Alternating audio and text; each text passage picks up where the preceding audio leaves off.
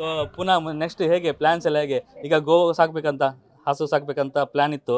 So ಅದನ್ನು ಮಾಡ್ತೀರಾ ಮುಂದೆ ಹೇಗೆ ಅಂತ? ಇವತ್ತೇ ಸದ್ಯದಲ್ಲಿ ಅದೇ ಹಣ ಸೈಡಲ್ಲಿ ಇಟ್ಟಿದ್ದೀನಿ. ಇವತ್ತೇ ಸದ್ಯದಲ್ಲಿ ಇದೆಲ್ಲ ಇದರಲ್ಲಿ ಸ್ವಲ್ಪ ಇದ್ದೀನಲ್ವಾ, ಆ ನಂತರ ನಾನು ನೋಡ್ತೀನಿ ಎಂತ ಮಾಡ್ಬೋದು ಅಂತ. ನಿಮಗೆ ಲ್ಯಾಂಗ್ವೇಜ್ ತುಂಬ ಹೋದಾಗ ಹೇಗೆ, ತುಂಬ ಕಷ್ಟ ಆಯಿತಾ? ತುಂಬ ಮತ್ತು ಈಗ ಈಗ ಹೇಗೂ ಕನ್ನಡ ಸ್ಟಾರ್ಟಿಂಗ್ ಸ್ವಲ್ಪ ಕಷ್ಟ ಇತ್ತು, ಈಗ ತುಂಬ ಈಸಿ ಆಯಿತಾ ಹೇಗೆ? ನೋಡಿ, ಕನ್ನಡ ಹೀಗೆ ಮಾತಾಡಲಿಕ್ಕೆ ನನಗೆ ಗೊತ್ತುಂಟು. ಬಟ್ ಯಾವಾಗ ನಾನು ಇವತ್ತೇ ಒಂದು ಜಗಳ ಮಾಡಲಿಕ್ಕೆ ಇದ್ದರೆ, ಕನ್ವಿನ್ಸ್ ಮಾಡಲಿಕ್ಕೆ ಇದ್ದರೆ, ಆ ಟೈಮಲ್ಲಿ ಪಟ ಪಟ ಬರಲ್ಲ. ಆ ಟೈಮಲ್ಲಿ ಎಂತ ಬರುತ್ತೆ ಎಲ್ಲ ಹೇಳ್ಬಿಡ್ತೀನಿ. ಆಗ ನಂತರ ನನಗೆ ಹೇಳ್ತಾರೆ ಇವರು ಎಂತ ಒಟ್ರಸಿ ಹೇಳಿ ನನಗೆ ನಾಮಿನೇಟ್ ಮಾಡಿಬಿಡ್ತಾರೆ. ಎಂತ ಕೂಡ ಮಾತಾಡ್ತಾರೆ. ಆ ಟೈಮಲ್ಲಿ ನನಗೆ ಎಂತೆಂತ ಹೇಳಬೇಕು.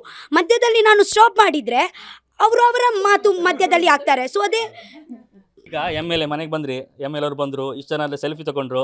ಸೊ ಮುಂದೆ ಎಂತ, ಈಗ ಇಷ್ಟು ಜರ್ನಿಯನ್ನು ನೆನೆಸ್ಕೊಳ್ತಾ ಇದ್ರೆ ಮುಂದೆ ಹೇಗೆ, ಮುಂದೆ ಯಾವ ಥರ ಹೋಗ್ತೀರಿ? Thank you so much.